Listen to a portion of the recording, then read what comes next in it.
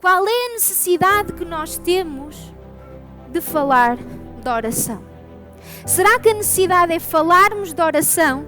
Ou será que a necessidade é realmente nós praticarmos e vivermos uma vida de oração?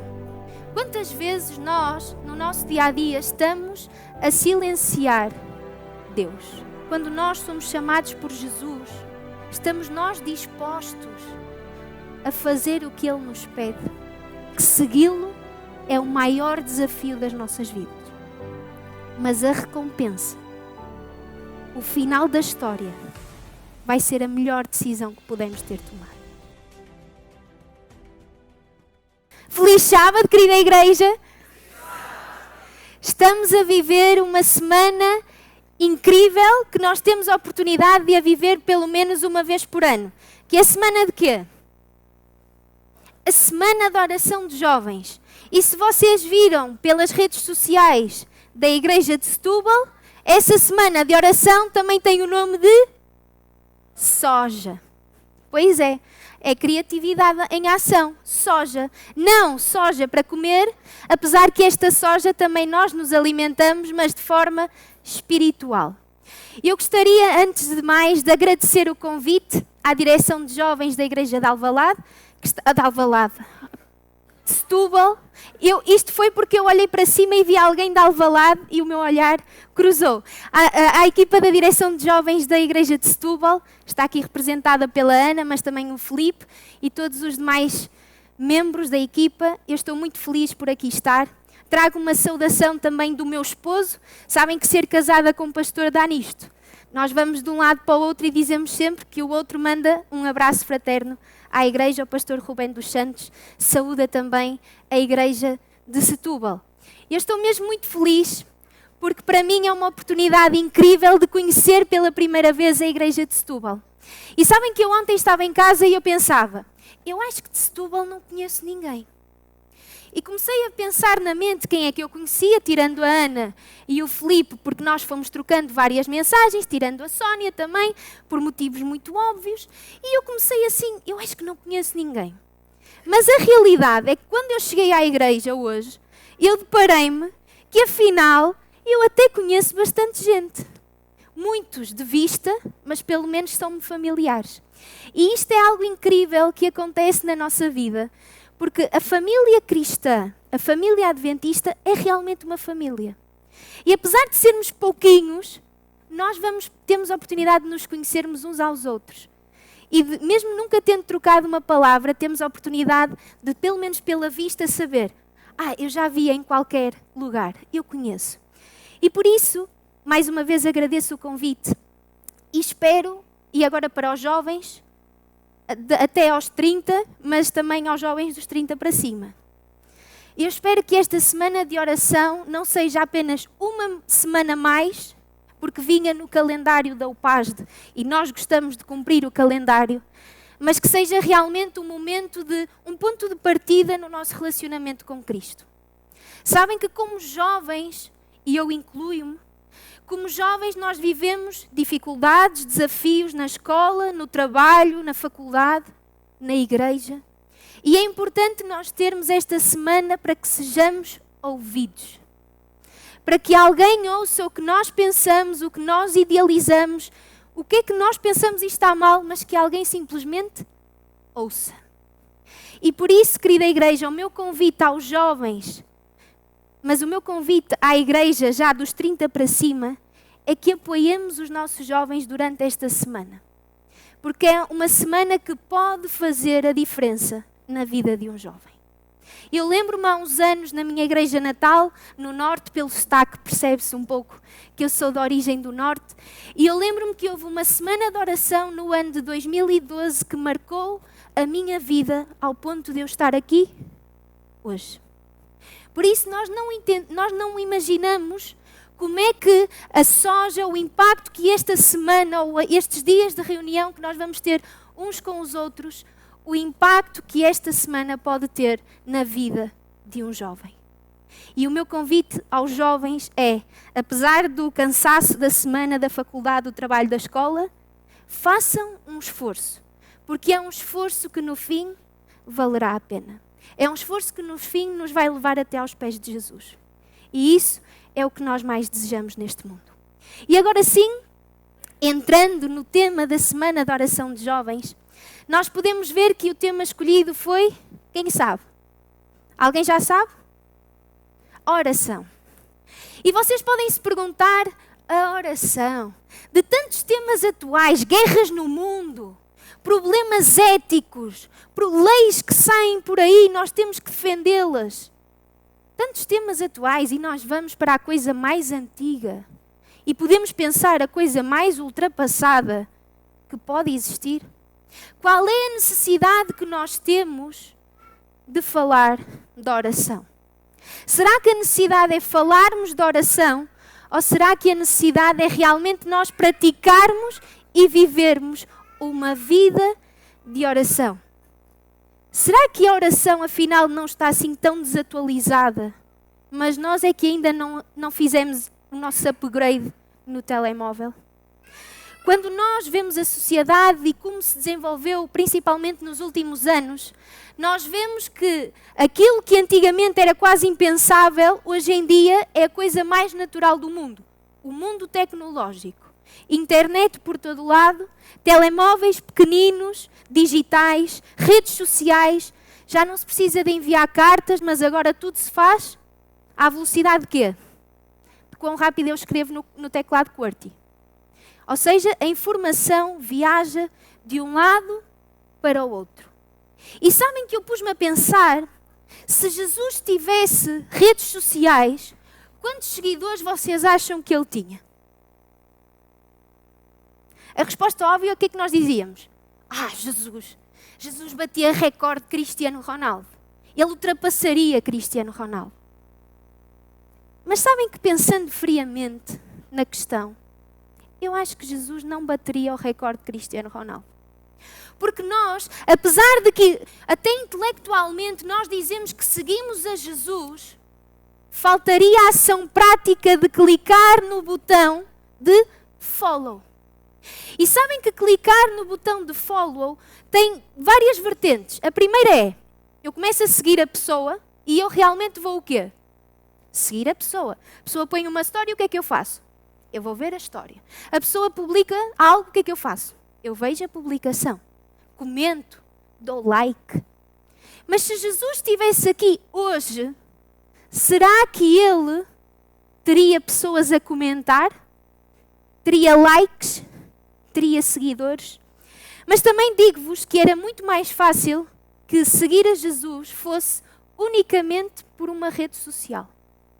Porque a rede social não nos envolve de forma profunda e íntima. A rede social, nós podemos ser quem nós quisermos numa rede social. E isso não nos transforma. A rede social não modifica a nossa forma de ser nem de estar. Ou modifica, mas normalmente não modifica. É algo até um mundo quase paralelo à nossa realidade. E será que quando Jesus cá esteve, será que ele iria, no mundo tecnológico, iria conseguir chamar a atenção pelos reels ou pelas publicações que ele fazia? Será que é mais fácil hoje em dia nós clicarmos no botão de follow, mesmo que depois nós não vamos seguir a pessoa porque até silenciamos as histórias e as publicações, mas pelo menos dizemos da aparência que nós somos seguidores. Cristiano Ronaldo, sim, eu sigo, mas depois está silenciado no Instagram. Quantas vezes nós, no nosso dia-a-dia, estamos a silenciar Deus? Quantas vezes no nosso dia-a-dia nós dizemos na nossa mente, sim, eu sou seguidor de Jesus, mas quando vem a parte prática, quando nos envolve as circunstâncias da vida, aí eu digo assim, seguidor de Jesus? Pois, na teoria. Na prática ninguém sabe, ninguém vê. Estou aqui no meu mundo paralelo e achamos que ninguém nos vê. Se nós hoje buscamos a aprovação dos outros, e isto é para os jovens, muitas vezes nós pomos tudo aquilo que nós somos, tudo aquilo que fazemos numa rede social, buscando unicamente a aprovação dos demais. Para que os outros vejam, afinal, o Joaquim Manel é fixe.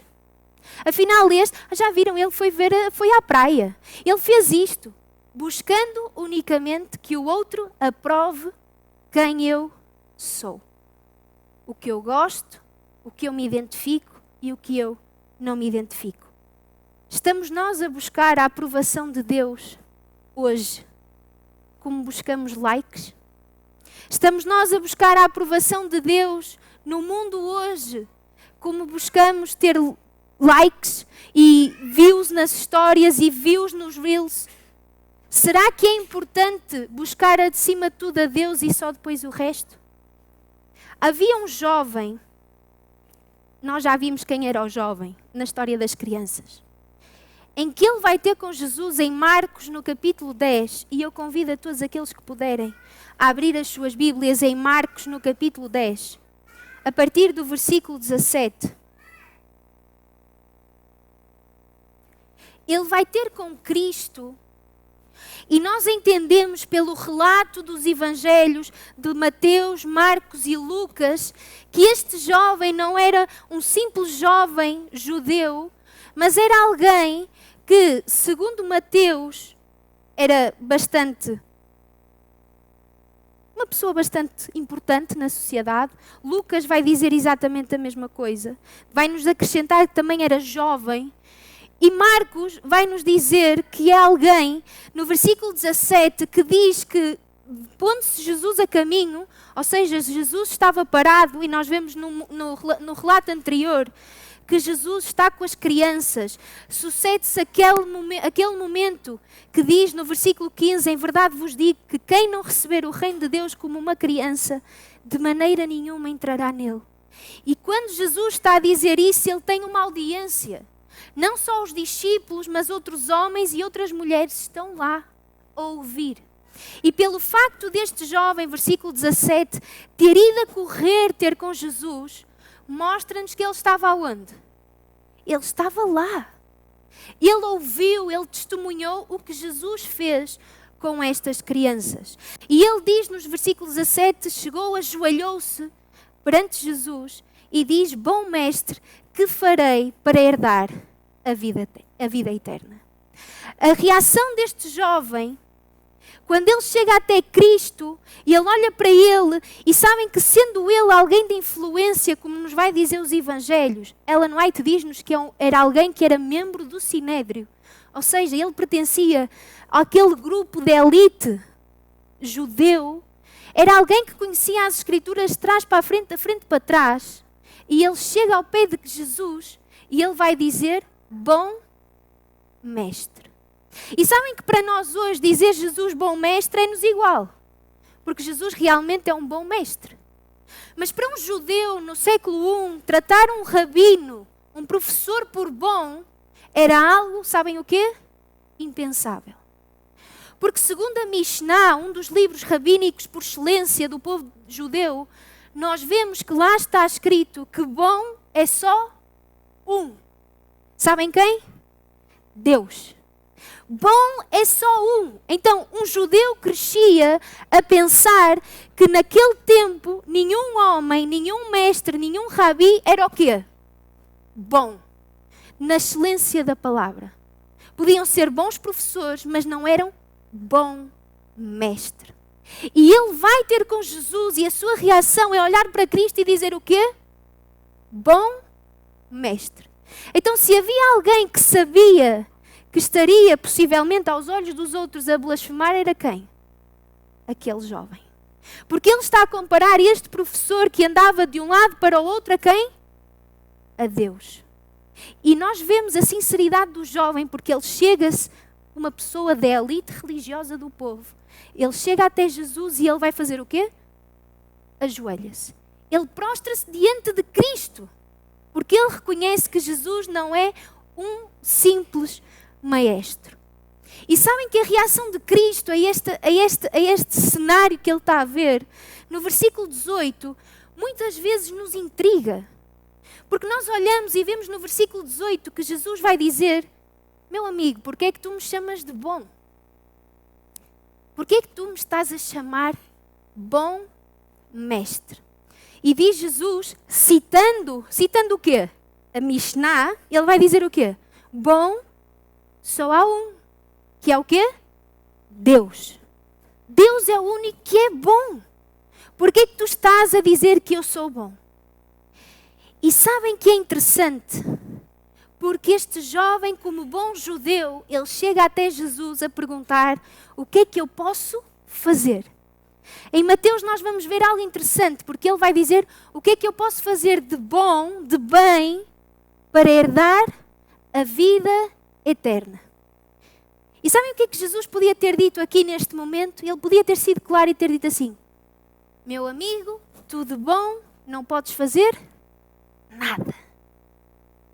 Mas ainda assim Jesus começa o seu discurso e diz: não matarás, não adulterarás, não dirás falso testemunho, não cobiçarás ou não defraudarás, que está mais pelo defraude, e honra teu pai e tua mãe. E é interessante porque este jovem vai olhar para o pé da letra, porque era judeu, fariseu de nome, e ele vai dizer: check. Eu não minto. Check. Eu nunca roubei. Check. Eu até honrei o meu pai e a minha mãe. Pelo menos não lhes faltei ao respeito nunca. Check. Não tenho outra mulher, eu respeito a mulher do meu amigo, do meu vizinho. Check. E nós chegamos ao discurso de Jesus no versículo 19, e nós vemos, no versículo 20, o jovem vai dizer: mestre, tudo isso, eu tenho a minha checklist feita. Desde quando? Desde a vossa idade, queridos jovens. Desde a vossa idade que este jovem estava a ser treinado para ser um exemplo para a nação judaica. Ele tinha que respeitar todos os mandamentos de Deus. Sabem quantos é que eles são? Não são 10. São 613.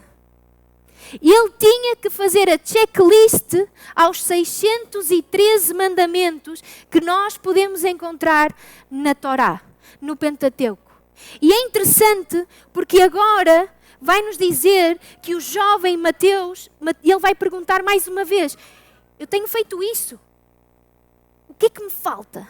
O que mais me falta para eu poder herdar a vida eterna? Para que as minhas obras, para que eu tenha a recompensa do bom cidadão, do bom judeu que eu sou. E Jesus diz-nos, Evangelho de Marcos, capítulo 10, vai nos dizer que Jesus vai fitá-lo olhos nos olhos, olhar profundamente para os seus olhos, e o que é que ele vai dizer? Tu realmente queres herdar a vida eterna? Tu queres ir para o céu? Vende tudo o que tu tens. Tudo. Dá aos pobres. E depois o que é que podes fazer? Vem e segue-me. Isto foi o convite que Jesus lhe fez. E é interessante, e nós sabemos, e conhecemos esta história de trás para a frente, da frente para trás, nós sabemos que este jovem, a reação ao ouvir isto é fazer o quê? Eu que me esforcei a vida toda. Eu que trabalhei para alcançar onde eu estou hoje. Sangue, suor e lágrimas. Eu vender tudo o que tenho. Partilhar. Essas palavras não fazem parte do meu vocabulário. E a reação do jovem diz nos versículo 22. Ele, porém, contrariado com esta palavra, retirou-se triste, porque era dono de quê? Era um empresário. Para além de fariseu, era o melhor empresário. Tinha muitas empresas, muitas propriedades. E a grande questão é que ele nem sequer rebateu com Cristo. Ele percebeu que o convite era direto. O convite tinha um propósito. Mas ele não estava disposto a abdicar. Mas sabem, queridos jovens, nós aqui entramos num terreno pantanoso. Porque nós, que somos jovens, que nos estamos a esforçar, e os jovens há mais tempo também sentem isso, trabalharam a vossa vida, estudaram ou estudam, almejam um futuro. E agora Deus vem, Jesus aparece-nos e diz assim: estás a estudar para ser médico? Vais deixar de ser médico. Estás a estudar para ser pastor? Vais deixar de ser pastor. Estás a estudar para ser advogado, para seres tudo o que tu quiseres? Vais deixar de o ser. E tudo o que tu conquistaste para trás, partilha o teu conhecimento com outros. Tens empresas, vende as tuas empresas. E depois de fazeres tudo isso, vem, dói, custa ouvir. É porque a mim custa. A mim, que estou deste lado, eu às vezes posso pensar, será que Deus não estava a ser exigente demais? Jesus não estava a ser exigente demais com este jovem? Jesus não podia ter visto, o jovem foi embora triste e Jesus podia ter feito assim, espera lá, anda aqui, pronto, olha, não queres partilhar, não partilhes, olha, até sustentas a obra. Vais ser aqui o meu sustentador principal. Podia ter sido, não podia? Mas o convite que Jesus fez naquele momento àquele jovem era um convite para mudar a vida daquele jovem. Nós conhecemos e sabemos que Jesus nomeia todos os mandamentos que estão em relação com o quê? O jovem com os outros. Todos. E no jovem com os outros, pelo menos a parte de não faço isto, ele dizia, eu realmente não faço. Não faço aquilo, não faço. Honro, até honro. Ele era um bom jovem. Só que há uma diferença entre não fazer, e já está, não está feito, e há uma diferença entre não estou a fazer porque eu estou a cuidar dos outros, porque eu estou preocupado com os outros, porque eu me interesso pelos outros. E quando Jesus lhe pergunta, ele vai ao cerne da questão, porque ele na realidade quer saber, tu realmente tens feito o que o mandamento diz? Tu envolves-te com os outros? Ou simplesmente vives num mundo à parte, separado, como quando estávamos em pandemia, cada um na sua casa, cada um no seu quadrado, e não te interessas pela vida do outro? E o que é certo é que este jovem simplesmente não se interessava pela vida do outro. Como é que nós chegamos a esta conclusão? Porque os primeiros 4 mandamentos da lei não foram ditos por Jesus. A relação, nós só nos podemos interessar pelos outros quando a nossa relação com Deus está boa. Porque quando a nossa relação com Deus não está boa, podem surgir várias coisas. Ou nos interessamos por interesse, ou nos interessamos porque nos dá fama, ou nos interessamos por isto, por aquilo e por outro. Porque quando o interesse não vem de uma relação íntima com Deus, com o passar do tempo esse interesse perde-se. Pode ter começado de forma genuína, mesmo sem ter relação com Deus, mas com o passar do tempo, ele vai se perdendo. Porque aquele que nos dá o amor e a capacidade de eu olhar para a Ana, e eu não conheço a Ana, mas vou fingir que conheço a Ana, de eu olhar para a Ana e dizer que apesar dos seus defeitos, sejam eles quais for que eu não sei, mas todos temos, eu a amo e estou ao lado dela para o que ela precisar. Este jovem não tinha essa capacidade. Ele tinha a capacidade de chegar à beira da Ana e dizer, olha, realmente eu não te menti. Realmente, olha, Ana, eu não maltratei, mas não havia relação. E Jesus, aquilo que ele pediu a este jovem foi para que houvesse uma relação. E relação vai ser uma palavra-chave para a nossa semana de oração. Porque nós não podemos ter uma vida de oração se não tivermos o quê? Relação. Nós não podemos ter verdadeiros amigos se não tivermos o quê? Relação. Nós não podemos ter namorado e namorada se não tivermos o quê? Relação. E quando nós olhamos para Jesus neste discurso, por muito que nós possamos achar que ele estava a ser exigente, Jesus estava a falar para alguém que com sinceridade se ajoelhou diante dele. Com sinceridade lhe chamou de Deus. Apesar de que no versículo 20, no discurso, ele já não vai voltar a chamar bom mestre. Ele agora só vai se dirigir a Jesus e vai dizer, mestre, eu tenho feito isso. Onde é que está o bom? Onde é que está a relação com Deus? E Jesus, com este jovem, ele queria mostrar que era necessário ele ter uma relação com Deus para que tudo o resto pudesse florescer.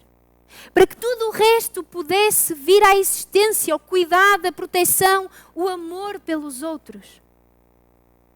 Porque quando nós somos chamados por Jesus, Estamos nós dispostos a fazer o que Ele nos pede? Quando nós somos chamados por Deus, será que nós achamos que Deus é indiferente, que Ele não se preocupa com os nossos gostos, não se preocupa pelo que nós queremos e desejamos? Será que Deus é injusto na sua forma de agir? Nunca vos passou isto pela cabeça? Nunca vos passou pela cabeça? Deus está lá longe. Ele não está aqui. Deus não sabe o que eu sinto. Nunca veio isto à mente? A mim já. Deus está longe e eu estou aqui. Deus está lá e eu é que estou a sofrer. Deus é indiferente. Deus não quer saber do meu sofrimento. Isto são frases que ao longo da nossa vida, desde a nossa juventude, nos passam pela cabeça. Porque as circunstâncias da vida, a chuva cai sobre quê? Justos, pessoas boas e pessoas más. Quer dizer que se a chuva molha a todos, o bem também molha a todos, seja o sofrimento ou seja o bem. E agora nós, que estamos sob o chapéu da graça, mas também estamos sob o chapéu do sofrimento, e nós olhamos e dizemos: Deus é indiferente àquilo que eu penso. Deus é indiferente à minha dor. Deus é injusto. E este jovem, digo-vos uma coisa, ele saiu desta conversa com Jesus a achar o quê? Primeiro, que Jesus não era Deus, de todo. Mas segundo, ele estava triste, porque ele até entendia o que Jesus queria dizer. Mas ele tornou-se uma pessoa indiferente para o que Jesus estava a dizer. E ele não queria provocar essa mudança na sua vida. Quando nós somos chamados a dar follow a Cristo e a Deus, quando nós somos chamados e Deus demonstra-nos que quando mesmo nós não entendendo o porquê de certas coisas, porque não entendemos, e digo-vos uma coisa, há muitas delas que nesta terra nunca vamos entender. Mas quando nós mesmo sem entender, confiamos em Deus, avançamos pela fé, nós vamos perceber que o caminho que Deus estava a dirigir é muito melhor do que qualquer outro tipo de caminho. Na revista da Semana de Oração de Jovens vinha a seguinte frase: já te perguntaste o que teria acontecido com o jovem rico se ele tivesse aceitado o convite de Jesus? E agora eles vão desdobrar o pano. Será que Cristo lhe teria devolvido a fortuna toda outra vez? Jesus tinha poder para isso ou não tinha? Talvez não. Ou talvez sim. É uma pergunta à qual nós não vamos ter resposta. Mas a questão aqui é se nós realmente confiamos em Deus. Se nós realmente confiamos no seu plano, mesmo não entendendo o motivo, nem os porquês. Quando nós simplesmente confiamos, algo melhor está à nossa espera. A vida daquele jovem ia ser uma vida completamente diferente se ele tivesse aceitado o convite de Jesus. A vida daquele jovem iria impactar a vida de outros. A vida daquele jovem, se ele tivesse cedido ao convite de Jesus, nós hoje estaríamos a falar de como um jovem rico, membro do Sinédrio, deixou tudo para trás e seguiu aquele que era oriundo de Nazaré. Um simples carpinteiro. Mas hoje em dia nós estamos a falar de alguém que não quis saber, mas ainda assim o seu exemplo serve para nós hoje. Estamos dispostos a seguir a Jesus. Estamos dispostos a seguir a Cristo na vida real. Não partilhar um reel bonito que nós encontramos no Instagram. Porque isso é fácil. Eu vejo um reel de uma música bonita, eu digo, que comovente. Partilho. E significa que eu siga Jesus? Não. Sabem o que é que significa que eu siga Jesus? O que é que significa que eu sigo a Jesus? As minhas ações, as minhas palavras e os meus pensamentos, que só eu e Deus sabemos, mas as outras duas são visíveis. Tudo isso, mesmo sem eu abrir a boca a dizer o nome de Jesus, eu consigo testemunhar que sou dele. Francisco de Assis tem uma frase que impacta a minha vida, porque ele diz: em todo o tempo pregai. Em todo o tempo falem de Jesus. Ou melhor, em todo o tempo demonstrem a Jesus. E quando necessário, porque em algum momento é necessário, usem as palavras. A nossa vida, nós somos chamados, queridos jovens, querida igreja, a sermos cartas abertas ao mundo. Que mesmo sem abrir a boca, os outros conseguem ver que eu sou de Jesus Cristo. E mesmo que nós estejamos a passar por uma fase não tão boa na nossa vida, porque elas existem. Lembremos-nos que mesmo não sabendo o porquê, nem como, nem onde, Deus está a atuar.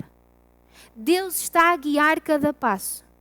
E no fim da luta, do desafio, da batalha, a recompensa vai ser muito melhor. Deus não é um bicho-papão.